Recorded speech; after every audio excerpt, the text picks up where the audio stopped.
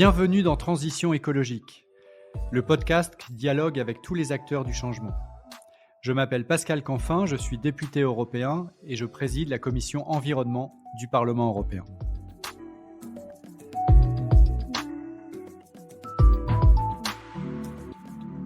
Dans ce podcast, je dialogue avec des responsables politiques, des chefs d'entreprise, des militants de la société civile et nous soulevons ensemble le capot de la transition écologique. Comment faire ? Comment faire face à un enjeu d'une telle complexité ? Voilà la question clé qui sera le fil conducteur de nos échanges. Mon engagement ? Vous garantir un podcast sans fausse polémique, sans simplisme et tourné vers l'action. Mon souhait ? Créer de l'intelligence collective pour gagner la bataille de la transition écologique. Et il va sans dire que la participation de mes invités à ce podcast n'emporte aucune signification partisane pour ceux qui aimablement acceptent de répondre à mon invitation au dialogue. Je remercie le groupe Renew Europe pour le soutien apporté à la réalisation de ce podcast.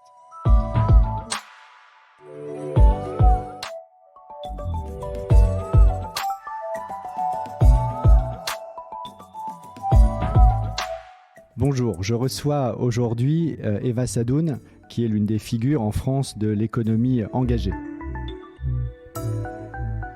Bonjour Eva Sadoun. Bonjour Pascal Canfin. Alors vous avez fondé un fonds d'investissement qui collecte l'épargne des Français et qui investit dans des projets à impact. Vous êtes aussi l'une des coprésidentes de Mouvement Impact France, qui rassemble les entreprises engagées, et on va évidemment creuser un peu pour savoir ce que ça veut dire, une entreprise engagée par rapport à une entreprise qui n'est pas engagée. Et vous êtes l'une des figures médiatiques, l'une des porte-paroles de cette mouvance dans l'économie qui précisément veut utiliser l'outil économique, qui n'a pas peur du marché, qui n'a pas peur de la concurrence, qui n'a pas peur des mots-clés de l'économie, mais qui veut la mettre au service, non pas de gagner toujours plus d'argent et de créer toujours plus de valeur pour l'actionnaire, mais au service de quelque chose qui est un bien commun sur le plan social ou environnemental. Donc, nous allons creuser aujourd'hui dans le bureau du Parlement européen à Paris où je vous reçois avec quelques bruits de fond comme des policiers qui passent juste à côté au bord de la Seine. Nous allons creuser quelle est votre analyse de la capacité au fond à transformer le capitalisme de l'intérieur, à proposer des alternatives au capitalisme, et puis plus spécifiquement sur la question de la transition écologique aujourd'hui, quelles sont les solutions au regard des modèles économiques que vous réunissez dans les différentes instances que vous travaillez aujourd'hui, et quelles sont les solutions concrètes disponibles pour réussir cette transition écologique.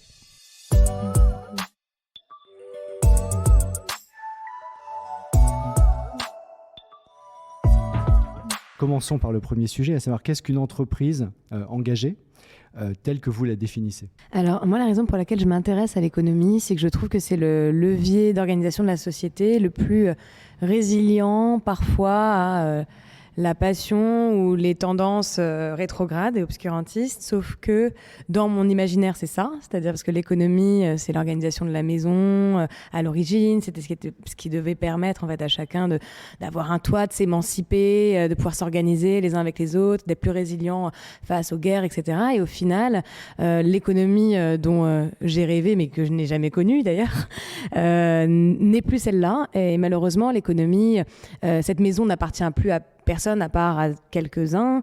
Cette économie, elle est organisée par certaines personnes qui ne sont pas forcément ceux qui y travaillent. La valeur économique, la valeur financière de cette économie n'est pas suffisamment bien partagée. Et à l'aune de la crise climatique et écologique, on sait que l'économie est responsable d'une grosse partie des émissions, mais c'est finalement l'action de l'homme à travers l'économie. Et que par son autonomie, enfin je l'espère, je pense qu'on est capable avec l'économie de réorienter les modèles. Et c'est pour ça qu'aujourd'hui, je représente ce mouvement Impact France qui réunit toutes ces entreprises, tous ces entrepreneurs. On est 7500 entrepreneurs et finalement, c'est des personnes comme vous et moi, mais qui ont choisi un métier comme le mien, qui est l'entrepreneuriat, qui a comme volonté en fait, de créer sa micro-société, finalement, son petit pays à soi, dans lequel on intègre des valeurs sociales et écologiques comme étant au cœur de nos modèles. Donc, notre valeur financière est partagée. auprès de nos salariés, de nos parties prenantes. On décide de répondre à un problème social ou écologique à travers notre activité. Donc, c'est vraiment dans le cœur de notre objet social. Tous les jours, si on travaille, c'est pour répondre à ce problème écologique et social. C'est pas à côté de notre activité.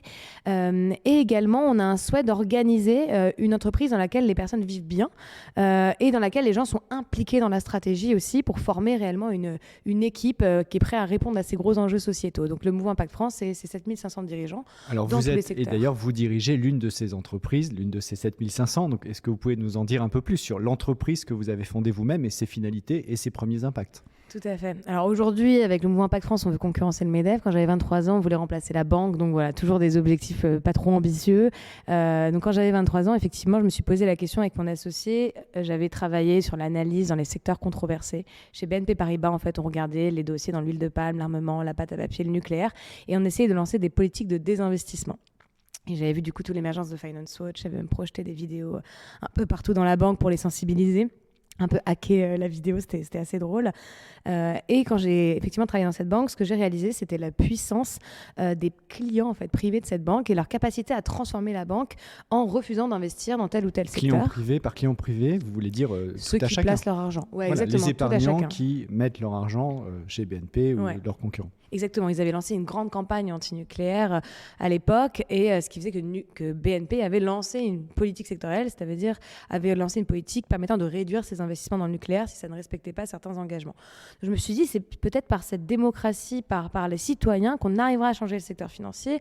À l'époque, j'avais l'âge que j'avais, j'étais dans cette mouvance tech, j'avais bossé dans une tech for good en Inde et du coup, j'ai monté cette plateforme Lita.co avec Julien, mon associé, qui aujourd'hui voilà, est une plateforme européenne qui permet aux particuliers d'investir directement dans des boîtes, dans les énergies renouvelables, dans le logement social, dans des commerces locaux, des boîtes d'insertion, la relocalisation de la filière agroalimentaire ou textile, etc.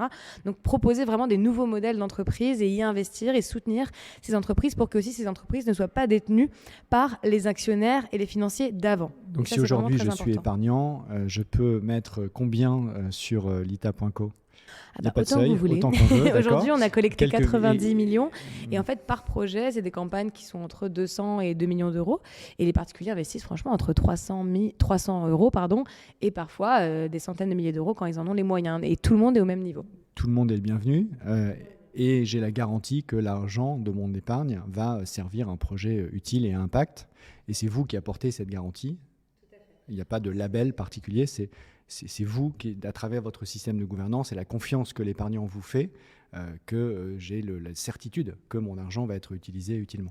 Tout à fait, à travers un processus de sélection et de la transparence, que finalement la transparence c'est le meilleur indicateur. De savoir réellement dans quelle entreprise vous investissez et de la voir, c'est finalement plus performant que l'algorithmie extra-financière qu'on fait quand même, parce qu'on a monté une nouvelle boîte qui s'appelle Rift, où justement là on travaille sur de l'algorithmie extra-financière, c'est-à-dire qu'on analyse l'impact carbone, biodiversité, température, etc., de l'ensemble des flux financiers, de l'ensemble de l'épargne à travers une application, parce que c'est nécessaire dans des circuits financiers qui pour le coup sont plus opaques ou plus intermédiaires. Alors que sur l'ITA, c'est vraiment du direct, c'est facile de sentir l'impact de l'entreprise. Alors, on voit bien tout l'intérêt, et en tant qu'épargnant, c'est assez stimulant de savoir qu'on finance de l'économie réelle, et en aucun cas de l'économie spéculative ou autre. Mais est-ce que vous diriez, après quelques années de recul, puisque vous êtes encore jeune, mais vous n'avez plus 23 ans, que c'est réellement transformationnel? Ou est-ce que fond, c'est sympathique, mais c'est une niche et que ça n'a pas d'effet transformationnel systémique, alors que la crise dans laquelle on est sur le plan climatique est évidemment une crise qui appelle des réponses systémiques? Alors au début, je pensais que ça allait être un truc sympathique. D'ailleurs, tout le monde pensait que ce que j'allais faire en tant que femme de 23 ans, ça allait être un truc sympathique. Et au final, on a réalisé que ça a un vrai pouvoir de transformation. Typiquement, sur la plateforme, on a analysé que 80% des particuliers n'avaient jamais investi dans un produit divers ou durable, etc., avant d'investir sur la plateforme. Et que derrière, un tiers d'entre eux ont réalloué déjà leurs actifs. Donc déjà, c'est la première chose. Donc on se rend compte que le fait d'avoir senti ce qui était réellement de l'impact et avoir vu qu'avec l'argent et avec l'épargne, on était capable de produire produire de la création d'emplois et de réduire des impacts environnementaux, le citoyen ensuite est capable de changer son allocation d'actifs. Sauf que malheureusement, pour l'instant, il n'a pas accès à toute l'information, donc il ne le fait pas encore très bien. Malheureusement, c'est pour ça qu'on a monté Rift, qui lui, pour le coup, a un impact systémique.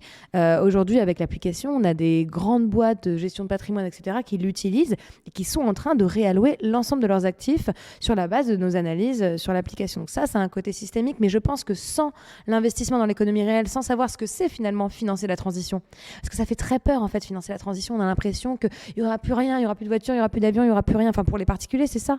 Alors qu'au final, on leur montre que non, c'est des boîtes et des organisations différentes et finalement qui leur profitent plus. Et qu'on peut créer de la valeur économique et financière en étant sur des modèles économiques qui sont vertueux sur le plan social et environnemental. Exactement. Ça, c'est donc l'hypothèse de base qui est la vôtre et que je partage, mais qui est parfois critiquée chez tous ceux, sociétés civiles ou de point de vue politique, suivent et sont des vrais acteurs de la transition écologique. C'est qu'au fond, on peut réconcilier économie, création de valeur et transition écologique, en ayant justement des finalités d'impact qui ne sont pas incompatibles avec le fait de verser des salaires à la fin et d'avoir une entreprise qui tourne. Qu'est-ce que vous dites, vous, avec votre expérience, votre recul en tant que présidente et coprésidente d'Impact France, pas seulement en tant qu'entrepreneur vous-même, qu'est-ce que vous dites à tous ceux qui disent, et ils sont très nombreux dans la mouvance écologique historique, que finalement tout ça, c'est vain, c'est du greenwashing et il faut surtout penser à la décroissance et à des règles punitives? Alors, je pense que ceux qui disent ça, ils n'ont pas regardé, ils n'ont pas vu les entreprises qu'on a accompagnées. Je sais pas, 1083 qui a relocalisé la filière du jean, ou Loom, par exemple, dans le milieu textile, qui en fait propose un modèle de consommation sobre et en même temps assez durable, ou la foncière Chenley qui développe des logements éco-conçus qui permettent aux personnes de beaucoup mieux se réinsérer par la suite. Donc je pense que c'est des gens qui n'ont pas forcément la connaissance que cette économie existe, et c'est pas de leur faute, c'est pas la chose dont on parle sur le plateau de TF1 ou chez CNews, quoi. Ça c'est vrai, voilà. Encore moins sur CNews. Et encore moins sur CNews, mais même très honnêtement, même dans les médias les plus, même chez Canal, quoi. Même la matinale de France Inter, c'est ça? Je l'ai fait une fois ou deux, mais bon, j'ai l'impression que c'est pas le sujet préféré non plus, quoi. Mais enfin voilà, donc en fait le sujet c'est que les gens n'ont pas forcément connaissance de ces modèles-là, et je pense qu'ils sont rendus opaques un peu volontairement par certains, parce qu'en fait on veut protéger les intérêts d'autres types d'entreprises. En fait en France, et d'ailleurs on est reconnu dans le monde pour avoir des syndicats extrêmement conservateurs et d'être très attachés à nos grandes banques et à nos grandes entreprises. Des syndicats extrêmement conservateurs, qu'est-ce que vous voulez dire par là? On a une représentation patronale très conservatrice. Des syndicats patronaux. Ah oui, tout à fait, qu'on appelle en France, tout le monde connaît le MEDEF ou la CGPME pour les PME. Et vous êtes assez critique à leur égard. Pourquoi? En fait, le lobby en France, il est très particulier. Dans certains pays anglo-saxons, il est fait en direct par les entreprises, donc on voit très bien les grosses boîtes qui sont en train de faire pression. Sauf qu'en France, il est intermédié, en fait, ce lobbying par effectivement deux principales organisations, parce que la CGPME et l'U2P sont moins en front, donc plus le MEDEF et la FEB, qui n'est pas vraiment un syndicat représentatif. La FEB qui est très regroupe présent. les plus grandes entreprises françaises, absolument. Tout à fait, une centaine d'entreprises, et qui, en fait, ces acteurs-là, en fait, doivent se comporter comme les lobbyistes de ces grands groupes, et malheureusement nivellent beaucoup les engagements de transition vers le bas.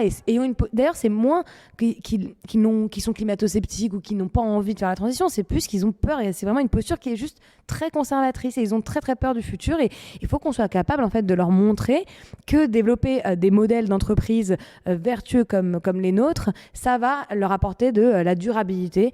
Mais malheureusement, aujourd'hui, même si le MEDEF est composé à 95% de PME, sa position a l'air de plus porter la voix de certains grands groupes qui effectivement vont souffrir après la transition. Et moi, je discute avec les grandes entreprises, je discute aussi avec la FEP et avec le MEDEF, et je peux confirmer, je peux témoigner du fait que vous avez raison de dire que c'est toujours le plus petit dénominateur commun, et que c'est très souvent la position la plus conservatrice au regard des enjeux de transition qui est portée par ces institutions. Tout à fait. Et donc, comme ils ont énormément de poids vis-à-vis de l'ensemble des acteurs politiques, quelle que soit la couleur politique, eh bien, ça tire tout le monde vers le bas.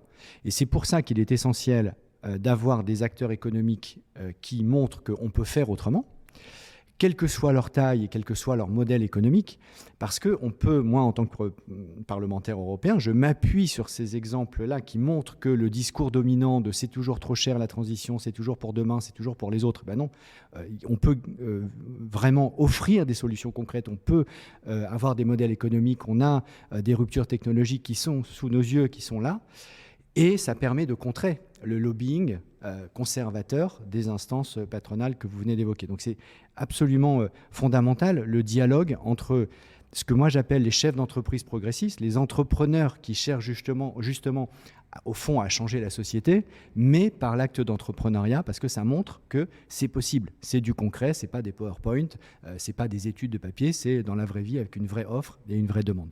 Et aujourd'hui, est-ce que vous diriez que dans le monde patronal, dans le monde des entrepreneurs qui est le vôtre, vous sentez ce changement à grande échelle? Est-ce qu'il y a quelque chose de nouveau qui est en train de se passer? Ou est-ce qu'au fond, on est avec, je dirais, et vous le représentez en partie, une frange avancée, éclairée, si je peux m'exprimer ainsi, du monde de l'entreprise, mais que derrière, les wagons ne suivent pas vraiment? Alors non, depuis peu de temps d'ailleurs, depuis l'après-crise, on sent qu'il y a un mouvement vraiment de foule. Donc nous, on représente 7500 dirigeants. Dans ces dirigeants, vous avez des startups, bien sûr, mais vous avez aussi des PME, des grosses ETI, comme une boîte comme Aigle, ou Biocop, ou APF Entreprises, etc. C'est des boîtes à plusieurs centaines de millions de chiffres d'affaires. Après, effectivement, la question, c'était est-ce qu'on arriverait à embarquer les grands groupes? Et aujourd'hui, ça fait un moment qu'on les rencontre, parce que c'est vrai qu'en France, on est quand même le pays des grands groupes. 70% de nos ETI, je crois, sont des filiales de multinationales, etc. Donc finalement, on est un pays avec une très forte pression de grandes entreprises. Et on se rend compte qu'il y en a de plus en plus qui viennent nous parler, qui testent nos outils comme l'Impact Score. Et je ne vais pas les citer parce que voilà, ils sont en plein chemin. Même certains nous ont dit, nous, on a besoin de réglementation, on a besoin d'encadrement. En fait, on ne va pas pouvoir tout seul se fixer les objectifs que vous souhaitez. Il va falloir qu'il y ait une forme d'homogénéisation de cette réglementation qui nous accompagnera tous vers un certain dessein. D'ailleurs, souvent, c'est les femmes dirigeantes de ces groupes qui sont les plus à même de porter ces messages-là. C'est assez drôle, malheureusement, c'est ce que je constate. Mais voilà, on se rend compte qu'en tout cas, les conseils d'administration bougent parce qu'il y a des financiers un peu activistes, responsables qui bougent, il y a des parties prenantes qui viennent et les dirigeants ont envie de bouger, mais malheureusement, on est encore dans le mythe que ces dirigeants seront capables de fournir la même performance financière à moyen terme et à court terme et un niveau d'impact équivalent, alors qu'on le constate, faire la transition, ça a un coût. Et si ce coût n'est pas intégré dans la performance financière, ils n'arriveront jamais à faire leur transition. Donc, il faut que les actionnaires soient un petit peu plus raisonnables sur ce qu'ils attendent, notamment dans cette période de transition, et que les pouvoirs publics soient capables d'aider aussi les dirigeants financièrement pendant cette période.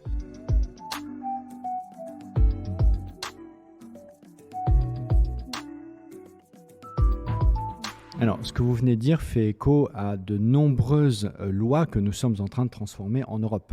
Parce que je rejoins tout à fait ce que vous avez dit, à savoir, il faut des acteurs privés qui montrent que c'est possible, mais eux-mêmes demandent de la législation pour que ça ne soit pas simplement un changement à petite ou moyenne échelle, mais un changement systémique à très grande échelle. Et donc, on est en train de faire, avec cet état d'esprit, beaucoup de changements de règles du jeu en Europe, et peut-être qu'on peut s'arrêter sur quelques-unes d'entre elles, et celles qui font le plus écho, celles qui entrent le plus en résonance avec les combats que vous portez. On est en train, ça sera pour l'année prochaine, de changer les obligations qui pèsent sur les dirigeants d'entreprise, de façon à y intégrer, par exemple, l'obligation d'insérer dans les rémunérations de tous les dirigeants d'entreprises en Europe des bonus environnementaux ou à l'inversement des malus environnementaux, de façon à ce qu'on arrête de déconnecter la structure de rémunération qui est adossée souvent à la pure performance financière et ce qu'on appelle la RSE, la responsabilité sociale des entreprises, mais au contraire d'intégrer les deux, de façon à ce que performance financière, et notamment la rémunération directe, parfois exorbitante, des grands dirigeants, soit adossée à la performance environnementale de l'entreprise. Ça, c'est un texte que nous allons changer l'année prochaine, qui sortira en janvier de la part de la Commission européenne. Ce que nous sommes aussi en train de faire, je m'arrêterai après ce deuxième exemple, c'est d'obliger toutes les entreprises qui opèrent en Europe, donc pas seulement les entreprises européennes, mais aussi les entreprises américaines, canadiennes qui opèrent sur le marché européen, à mettre en place un plan de transition aligné 1,5 degrés, donc aligné sur l'accord de Paris, de façon à ce qu'on sorte du greenwashing et qu'on ait un plan de transition dont moi je souhaiterais, et ça va être une des négociations qui est en cours au Parlement européen au niveau du Conseil, donc au niveau des États membres, que ce plan de transition puisse être audité, certifié, pour que ce soit sérieux, crédible, et que de la même manière qu'on audite les comptes financiers, et que ça ne choque personne, et qu'au contraire, tout le monde trouve normal que les comptes financiers soient audités, donc certifiés comme crédibles, eh bien, on audite les comptes environnementaux, parce qu'une tonne de CO2, c'est une tonne de CO2, et ça évite de raconter à peu près n'importe quoi, comme parfois certaines entreprises le font encore. Donc voilà 2 exemples, et il y en a beaucoup d'autres. Est-ce que vous trouvez ça pertinent, d'une part, et qu'est-ce que vous mettriez, vous, sur la table comme changement supplémentaire de règles du jeu qui vous semble stratégique ? Tout à fait. Alors sur l'indexation des rémunérations aux performances écologiques et sociales, c'est très pertinent. On sait que d'ailleurs aujourd'hui encore, une grande partie des rémunérations des dirigeants des grands groupes est liée au cours de l'action. Et ça, c'est fixé par leurs actionnaires. Donc c'est pas forcément leur faute. Et du coup, ils doivent tout faire pour que le cours de l'action augmente. Et c'est pas forcément toujours les meilleures décisions pour la prospérité économique des entreprises. Donc je pense que ça va même libérer certains dirigeants et ce serait très profitable. Mais il faut effectivement que l'actionnariat accepte, parce que fixer une indexation de rémunération, donc on peut le faire au niveau réglementaire. C'est pour ça qu'on veut le faire au niveau réglementaire, parce que si on compte uniquement sur la bonne volonté des actionnaires, on risque d'avoir un petit mur. Non, tout à fait, exactement. Donc c'est une très très bonne idée. Donc, et indexer ça, du coup, effectivement, un audit extra-financier, ça a beaucoup de sens, parce que derrière, on pourra avoir des institutions comme des commissaires aux comptes, voilà, comme vous le disiez, on atteste de sa comptabilité, c'est le commissaire aux comptes qui fait ça. Peut-être que le commissaire à l'impact écologique sera le même commissaire, et que du coup, derrière, ils pourront définir toutes les politiques liées à ça. Donc c'est effectivement très pertinent, c'est quelque chose qu'on soutient, et pour ce faire, on a développé des index justement spécifiques pour savoir ce qu'on allait réellement évaluer. Donc c'est pour ça qu'on a développé un index social écologique sur 5 piliers, impact social, impact écologique, partage de la valeur, partage du pouvoir, qui pourra servir en fait de base peut-être à du coup l'indexation de ces rémunérations en fonction des objectifs que l'entreprise se fixe. Donc ça c'est très bien. Il faut aussi que cette indexation se fasse au niveau de tous les middle managers, et puis aussi sensibiliser tous les salariés de l'entreprise, parce que moi typiquement à l'époque où j'étais chez BNP, je le voyais bien que malheureusement si y a juste la direction qui se prend des sujets RSE, qui fait ses belles politiques sectorielles, mais que derrière malheureusement ça impacte négativement le service corporate ou financier d'une branche X ou Y, rien ne se passe. Ils trouveront toujours un moyen pour que ça se passe pas. La deuxième chose qui était toute la réglementation pour encadrer les stratégies d'entreprise 1,5, 2 degrés. Effectivement, donc nous, il me paraît évident qu'à partir du moment où un État ou à partir du moment où l'Union se met d'accord sur des objectifs en matière de neutralité ou d'atteinte d'un scénario climatique, que du coup ça infuse le secteur économique. Sinon, ça n'a aucun sens. Les accords de Paris n'ont eu aucun sens en France. C'est bien de signer ça. Les gens signent ça tous les jours, mais derrière, il n'y a rien qui a été fait pour réellement aider les entreprises ou fixer ça en matière stratégique pour les dirigeants français. Oui, alors moi je dirais pas, puisque vous parlez des accords de Paris sur le climat. Oui. Donc moi je dirais pas, si j'ai bien compris ce que vous avez dit, et je ne suis pas 100% sûr, qu'en gros on en signerait tous les jours des accords de Paris sur le climat. Je me permets de dire que quand même c'était un accord absolument historique, parce que mettre le monde entier, y compris les États-Unis, la Chine, etc., ensemble sur la même volonté, alors ça peut vous paraître largement insuffisant, c'est vrai, mais le fait de mettre le même chemin, le même cadre de redevabilité, le même cadre de transparence, la comparaison des engagements à 192 pays, je peux vous dire que c'était pas gagné d'avance. Et que maintenant, parce qu'on a l'accord de Paris et qu'en européen, on l'a signé, on est capable de faire rentrer dans le droit européen des références à cet accord et de dire une entreprise qui opère en Europe doit avoir progressivement un modèle économique qui est aligné avec les accords de Paris. Si nous n'avions pas signé ces accords de Paris, on n'aurait pas de point de référence et donc on serait toujours en l'air. Donc je me permets de ne pas être d'accord avec vous si j'ai bien compris ce que vous avez dit, parce que je pense qu'au contraire, c'était un vrai point de bascule historique et qu'au fond, cet accord, c'est un accord qui va durer tout le XXIe siècle et qui va emporter des conséquences bien, bien supérieures à celles qu'on a même imaginées lorsqu'on l'a signé il y a quelques années à Paris. Non, mais c'est très bien de l'avoir fait, hein, entendons-nous bien.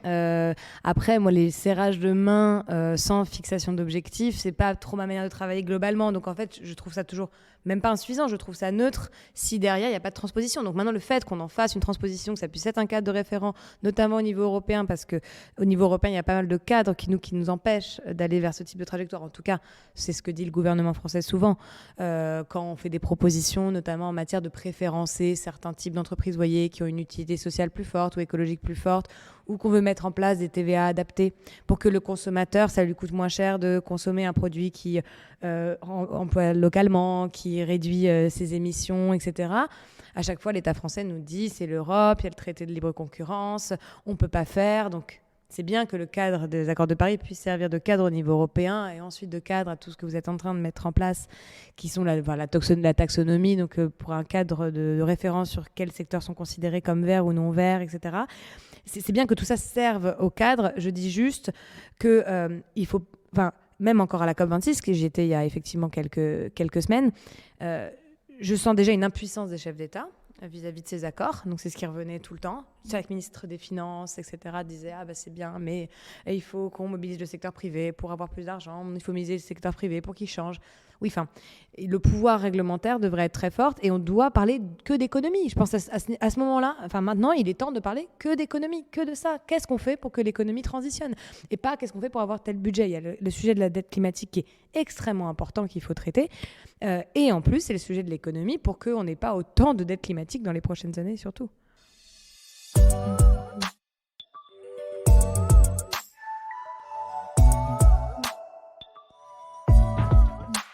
Je reçois Eva Sadoun.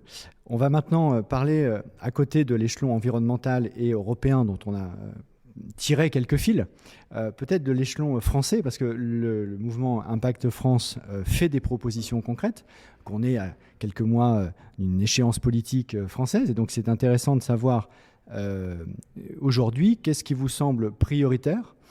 Et est-ce que vous avez déjà défini en tant que mouvement Impact France, donc en tant que mouvement d'entreprise engagée, ce que vous allez porter comme priorité de plaidoyer, comme on dit, dans la campagne présidentielle? Merci beaucoup. Donc effectivement, on travaille sur débloquer les verrous au niveau européen à travers la présidence française. Je pense que c'est quand même important de le souligner, qu'on attend effectivement beaucoup de cette présidence pour que tout ce qu'on porte au niveau français, que je vais présenter tout de suite, puisse voir le jour. Mais effectivement, au niveau français, ce qui nous semble essentiel pendant cette campagne, c'est de créer une vraie adhésion à ce discours de la transition écologique des entreprises. Donc pour créer cette adhésion-là, il faut créer l'adhésion auprès des citoyens. Donc pour qu'il y ait une adhésion auprès des citoyens, il faut qu'ils se rendent compte que la transition écologique leur permettra d'avoir des emplois plus durables, de changer aussi d'encadrement et de trajectoire en matière d'emploi et de résoudre une partie de la courbe du chômage. Et il faut qu'ils comprennent aussi que la transition écologique leur permettra d'accéder à des biens, des services qui profiteront à leurs enfants, mais qui leur profitent aussi à court terme. Pour ça, on développe un plaidoyer très spécifique, effectivement, sur la TVA que j'ai présentée juste avant, sur les emplois verts aussi, pour aussi créer cette garantie emploi vert, créer des emplois publics verts, mais aussi s'intéresser à tous les emplois dans les entreprises qui pourraient permettre la transition de ces entreprises. Donc, en fait, avec la manière dont on a pensé hier l'emploi d'insertion, après la crise économique, là, on est en crise climatique. Pour nous, il nous semble essentiel que les emplois verts ne coûtent pas aux entreprises et que ces entreprises, du coup, ces emplois soient subventionnés, notamment en matière de cotisation, pour permettre de créer ces emplois de transition et à des personnes, du coup, de se reformer à de nouveaux emplois. Ça, c'est le premier aspect. Le deuxième, c'est comment on fait pour qu'il y ait une adhésion au sein de l'entreprise. Une entreprise, elle a une balance commerciale, donc elle équilibre ses coûts et son chiffre d'affaires pour pouvoir durer et être plus durable. Et aujourd'hui, cette entreprise, elle a une tonne d'impôts, etc., qu'elle paye, qui sont censés aider plus globalement la société. Sauf que, malheureusement, ces impôts sont fiscalement, d'un point de vue écologique, discriminants, parce qu'ils rendent la question écologique plus chère, la question sociale plus chère que le dumping social et fiscal et écologique. C'est-à-dire, pour une entreprise très spécifique, prenons le textile, qui est toujours l'exemple le plus simple à comprendre, c'est beaucoup moins cher pour une boîte textile de délocaliser une partie de sa production, d'avoir effectivement du coup pas des ressources en propre, de commander par petits stocks, etc. Et tout ça, ça émet, tout ça, ça a un impact social très fort et ça a un impact politique aussi très fort. On l'a vu, moi j'ai milité là dernièrement avec certains pour la reconnaissance du génocide ouïghour en France, qui est toujours pas reconnu alors que c'est reconnu dans la plupart des pays européens. Voilà, donc ça, ces impacts très divers et il faut effectivement militer pour ça. Et donc ce qu'on propose, c'est que au sein de la balance commerciale, il y a un intérêt à moins polluer et à recruter durablement, c'est-à-dire typiquement que les impôts de production puissent baisser. On a des impôts de production très élevés en France, ce qui a des conséquences historiques intéressantes. Mais par exemple, on pourrait dire que les entreprises aient des impôts de production plus faibles si elles recrutent localement, par exemple. Adosser le niveau de fiscalité payé par les entreprises à travers leurs impôts de production Oui. sur les bonnes pratiques environnementales et sociales. Tout à fait. Qui serait basé sur un cahier des charges précisément reconnu par la loi et de dire si l'entreprise joue le jeu, elle a une carotte fiscale et si elle ne le joue pas, elle a un bâton fiscal. Tout à fait. Et notamment sur la question de partage de la valeur, parce que c'est quelque chose qu'on ne sait pas souvent. On dit souvent que les entreprises doivent partager leur valeur financière. Sauf qu'il y a une vraie discrimination encore à partager sa valeur. Je vous donne un exemple très concret en tant qu'entrepreneur et c'est quelque chose qui touche l'ensemble des dirigeants et des grandes entreprises, des ETI aussi. Aujourd'hui, quand en fait vous versez des actions gratuites à vos salariés ou des dispositifs d'intéressement, ça coûte très cher. Par exemple, les actions gratuites, personnellement, moi, ça me coûte entre 30 et 40% de taxes. Par contre, quand un fonds d'investissement veut vendre ses parts à un autre fonds d'investissement, il n'y a pas de fiscalité qui s'applique. Donc aujourd'hui, en fait, la loi est faite pour privilégier et faciliter l'investissement. Donc privilégier les gens qui ont le capital et pas privilégier ce partage qui est souvent en fait finalement mal perçu dans les entreprises et considéré d'ailleurs pour beaucoup d'agences de notation extra-financière américaines, et on a très peur du coup de l'influence de ces agences parfois en Europe, considéré comme de l'ingérence même. Alors que pour nous, c'est considéré comme quelque chose de plutôt vertueux. Donc on veut vraiment défendre ce modèle global, partage de la valeur, partage du pouvoir, impact social, impact écologique, et que ça puisse se retranscrire dans la fiscalité et dans le droit.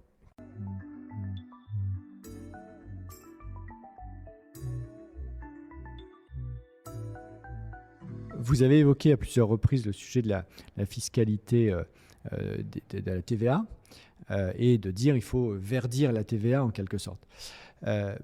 Alors, je suis d'accord et en même temps pas totalement d'accord. Pourquoi ? Parce que si vous faites cela, ça veut dire que vous avez un effet consistant à baisser la TVA des produits vertueux. Comme l'objectif, c'est que tout le monde, in fine, consomme ces produits vertueux, vous avez une baisse massive de recettes fiscales. Et si vous avez une baisse massive de recettes fiscales, vous diminuez la capacité de l'État précisément à financer la transition juste, à financer la reconversion des salariés, à financer l'isolation des bâtiments, etc., qui ne peut se faire que sur fonds publics. Donc il faut faire attention à ne pas mettre le doigt dans quelque chose qui est vertueux à très court terme, parce que ça encourage à consommer par exemple bio, parce que le taux de TVA serait moindre. Mais si tout le monde se met à le faire, c'est très bien pour l'agriculture bio, mais ça fait des baisses massives de recettes fiscales. Il faut donc s'assurer d'un dispositif qui fait que la puissance publique s'y retrouve. Sinon, on détricote nous-mêmes sa capacité à gérer les politiques publiques. Donc, par ailleurs, vous dites vous-même, à juste titre, qu'elles sont parfaitement nécessaires. Et le deuxième élément, c'est que ça crée un effet d'aubaine colossal, puisque, je prends mon cas particulier, quand j'achète un produit bio, peu m'importe que le taux de TVA soit à 5, à 10 ou à 20%, parce que j'ai les moyens de le faire, et des millions de Français ont les moyens de le faire, et j'aurai un gain immédiat qui n'est pas justifié, et qui est donc une perte de recettes fiscales sèches pour l'État, et qui me transfère une centaine d'euros par mois pour rien. Donc je comprends bien évidemment la logique qu'il y a derrière, mais je pense qu'il faut l'encadrer par la gestion des effets pervers associés. C'est très intéressant. Alors là où je vous rejoins pas forcément, non pas sur tout, sur une partie, c'est que l'entreprise Impact écologique et social a prouvé par le passé qu'elle évitait beaucoup de coûts pour la puissance publique.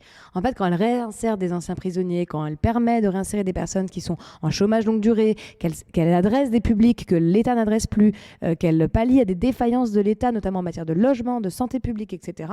En fait, elle fait un service public qui aujourd'hui n'est pas rémunéré par l'État et qui justement, s'il est poussé, et c'est pour ça qu'il faut bien définir ces entreprises. Et c'est pour ça que c'est mon gros problème en ce moment, c'est que tout le monde parle d'impact, on a des plateformes qui se mettent en place, etc., que l'État est en train de définir cette notion, veut englober un maximum de gens, alors qu'il ne faut pas le faire.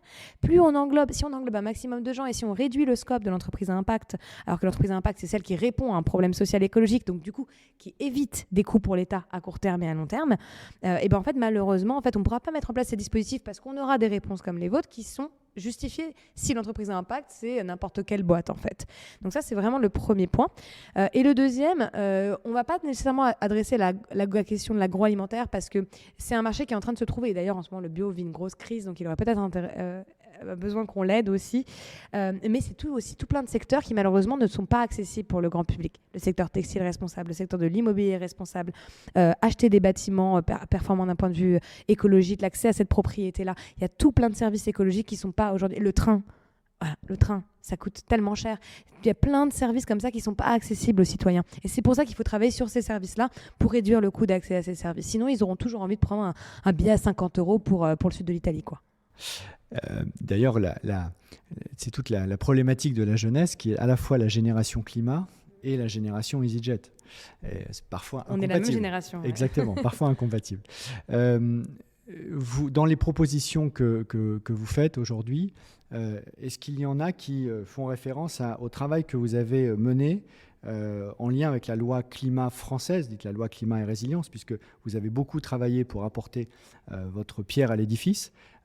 J'ai le sentiment que vous faites un bilan mitigé, vous allez le partager. Et surtout, qu'est-ce qui, d'après vous, serait aujourd'hui une de deux mesures, en plus de ce que vous venez de dire, qui serait transformationnelle et qu'il faudrait prendre en compte à l'avenir ? Alors du coup, je vais commencer par ce que je trouvais quand même bien, c'est que l'amendement sur le greenwashing, donc qui vise à renforcer les sanctions dans le cas où une entreprise justement fait du greenwashing, c'est-à-dire qu'elle a une communication qui est fallacieuse par rapport à la réalité de l'impact qui est généré par son activité.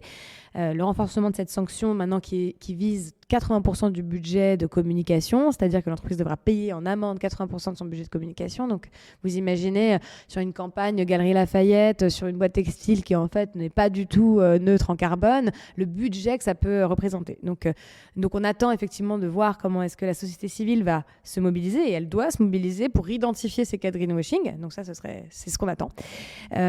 Et par contre, tout ce qu'on n'a pas obtenu, donc je m'en tiendrai à un seul des blocs, c'est tout le bloc sur l'éco-conditionnalité. Qu'est-ce que c'est ? C'est que l'État, dans le cas où il est exposé financièrement, demande une condition en matière climatique, en matière sociale, sur l'allocation de ces financements. Très concrètement, quand l'Agence des participations de l'État, quand le plan d'investissement d'avenir, quand la Caisse des dépôts, quand la BPI alloue des financements, à chaque fois, c'est des financements auxquels l'État est exposé. On voulait demander à ce qu'il y ait à minima une demande d'alignement avec un scénario climatique, donc des accords de Paris. Là, ils auraient pu nous servir, les accords de Paris, ou d'équité en matière de parité, etc. Et en fait, tous ces amendements de conditionnalité ont été refusés sous prétexte que ça allait mettre en péril la santé économique des entreprises à une période de crise, alors que quand on regarde le rapport de la Banque centrale, on voit bien que les coûts à court terme ne sont rien par rapport aux coûts qu'il y aurait eu à long terme. Donc c'était finalement une décision qui aurait été importante d'un point de vue économique. Donc ce qu'on attend grâce à la mise en place de tous les dispositifs que vous portez au niveau européen, taxonomie, extra-financier, etc., c'est que derrière, ça puisse nous permettre de mettre en place des éco-conditionnalités sur les finances publiques. Et par exemple, au niveau européen, on va conditionner les aides d'État, ça fait partie du Green Deal, l'attribution des aides d'État au fait que l'entreprise respecte les engagements liés à la réduction des émissions de CO2 alignés 1,5 degrés. Le droit européen ne le permettait pas jusqu'à présent. La Commission européenne est en train précisément de travailler une réforme des aides d'État qui va permettre de le faire. Parce que, encore une fois, on est dans un état de droit, et c'est tout le sujet qui est parfois compliqué à comprendre. C'est qu'on est à la fois dans une urgence climatique Et en même temps, si on commence nous-mêmes à prendre des décisions qui n'ont plus rien à voir avec l'état de droit, parce qu'on est justement dans cette urgence et qu'il faut aller vite, on sape un des fondements de la démocratie. Et donc on doit naviguer dans quelque chose qui parfois est exaspérant parce que ça implique de changer la règle du jeu pour pouvoir prendre une décision du type ne pas verser une aide d'État à une entreprise dont on estime qu'elle n'a pas le droit, elle n'est pas légitime qu'on la verse, sauf que le cadre légal actuel en Europe, de cadre de versement des aides d'État, fait que si je décide de ne pas lui verser une aide d'État, de l'aider, je peux me faire attaquer en justice. Donc il y a cette tension-là, et je pense que comme on ne peut pas passer l'état de droit par-dessus bord, parce que sinon ça a d'autres conséquences qu'on n'a pas spécialement envie de voir non plus, et on est obligé de naviguer sur ce chemin. Et à ce sujet, on a une proposition très concrète pour vous. Justement, plutôt que de définir, de forcer tout le monde, c'est de créer des incitants pour ceux qui font bien aussi. Et on a vu qu'il y a des acteurs, des grands dirigeants qui ont demandé à ce que la loi Pacte, par exemple, soit transposée au niveau européen. Et nous, on souhaite vraiment qu'il y ait un statut d'entreprise à impact plutôt qui soit transposé au niveau européen, qui peut s'inspirer de ce qui a été fait dans Pacte et qui permet vraiment de créer ce laboratoire européen de ces entreprises qui assureront la transition de nos modèles. C'est vrai, mais je pense qu'il ne faut pas opposer non plus. Il faut donner la place aux pionniers qui peuvent en gros éclairer l'avenir, apporter les solutions, faire les investissements nécessaires. Mais moi, mon rôle, c'est aussi de faire voiture-balai pour s'assurer que tous les grands acteurs qui ne bougeraient pas par eux-mêmes soient obligés de bouger. Et donc moi, j'assume le côté normatif de la transition écologique, parce que si je ne compte que sur les bonnes volontés, comme celle des 7500 entreprises que vous représentez, mais s'il y en a 3 millions qui ne bougent pas, que pèsent les 7500 ?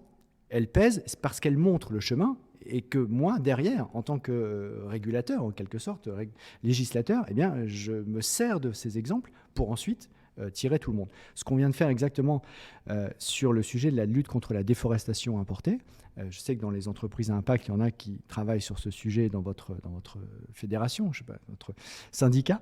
Et c'est exactement ce qu'on a fait. On s'est appuyé sur les bonnes pratiques de quelques entreprises qui luttent contre la déforestation sur leur chaîne de valeur depuis quelques années, qui ont donc expérimenté concrètement ce que ça veut dire pour le chocolat, pour le café, pour le soja, pour l'huile de palme, qui se sont pris tous les obstacles et qui maintenant sont capables de dire, voilà, le chemin praticable, concret, impactant, c'est celui-là. Mais ça fait 3% du marché. Et moi, je dis, OK, on prend ça et on en fait une règle du jeu européenne, première au monde, c'est sorti il y a une dizaine de jours, ne rentreront plus dans le marché européen que du soja, de l'huile de palme, du café, du cacao et 2-3 autres matières premières qui sont capables de garantir qu'elles sont deforestation free, comme on dit en bon français, c'est-à-dire qu'elles n'incorporent pas de la déforestation sur leur chaîne de valeur.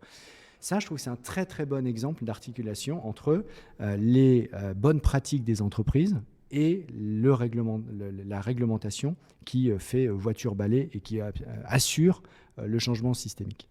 Exactement. Et c'est exactement pour ça qu'on se bat. C'est que ces entreprises, en fait, malheureusement, si elles ne sont pas aussi aidées, si elles n'ont pas une identité au niveau français, au niveau européen, elles ne pourront jamais montrer que ces exemples sont duplicables à l'échelle. Et c'est vraiment ce qu'on veut essayer de faire. Et aussi permettre d'analyser un peu les effets rebonds aussi de l'innovation environnementale qui peut se saisir aussi à petite échelle, comme on l'a vu sur la voiture, le fait d'avoir rendu les voitures plus efficaces, ça fait que maintenant on consomme des SUV plus gros. Et comme ça, on a des politiques de transition qui sont vraiment sectorielles, qui poussent à l'innovation et qui poussent à la sobriété aussi. Tout à fait. Le SUV, c'est un très bon exemple, puisque si on compte uniquement sur les constructeurs automobiles pour spontanément produire des voitures plus écologiques, ce qu'ils vont faire, c'est qu'ils vont créer une niche de marché écolo, la voiture électrique, etc. Puis ensuite, ils vont développer tout autre segment de marché qui, lui, est totalement aux antipodes de l'objectif qu'on poursuit. Donc, il faut à la fois s'appuyer sur leurs innovations utiles, et puis ensuite, à un moment donné, siffler la fin de la récréation. Et c'est ce qu'on fait là aussi en Europe. Ça fait partie toujours du Green Deal. Je rappelle qu'il y a 50 lois dans le Green Deal, et parmi lesquelles le fait de mettre fin à la vente de voitures non zéro émission, donc voitures thermiques, essence, diesel, en 2035. Ça veut dire 13 ans pour changer totalement la plus grande industrie en Europe en termes d'emploi. Eh bien ça, c'est faisable parce que certains ont montré la voie, Mais évidemment, ça implique de ne pas s'en tenir au discours volontaire des entreprises sur le sujet. Je pense que cette articulation entre bonne pratique des entreprises, pionniers, et rôle du politique que de transformer ces bonnes pratiques en règles du jeu, on est pour moi au cœur de la bonne théorie du changement de la transition écologique. Et je regrette parfois que justement on oppose trop souvent écologie et économie, parce que c'est quand on les réunit de manière pertinente, ce que vous faites dans les entreprises à impact, qu'on transforme vraiment, pas seulement dans le discours, mais qu'on transforme la vraie vie sur les territoires et des gens.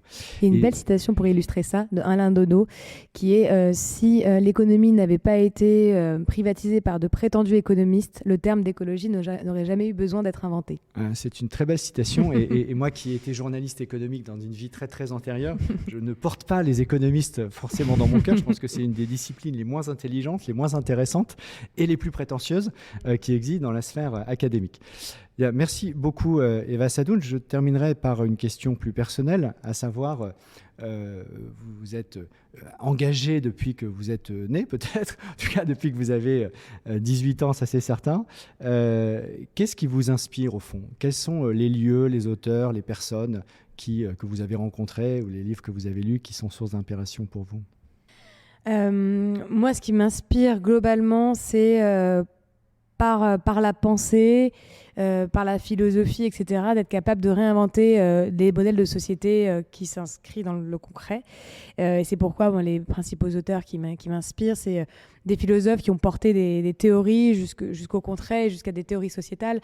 On peut prendre l'exemple de Lévinas, par exemple. Là, c'est ma culture talmudique qui fait que j'ai été très sensibilisée au fait qu'on ait porté des concepts de responsabilité pour autrui ou tous les autres à l'échelle de l'humanité, et qu'on est capable de penser, en fait, et finalement d'avoir aussi cette forme d'étude comme un moyen de penser la société.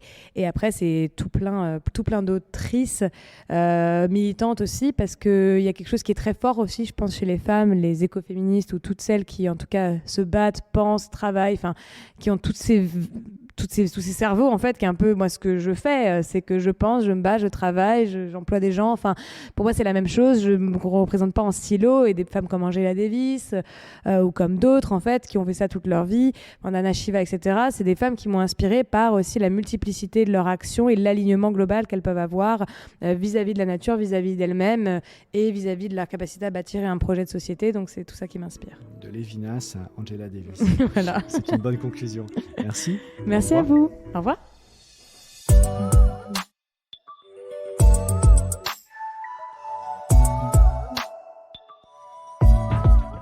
C'est la fin de ce podcast.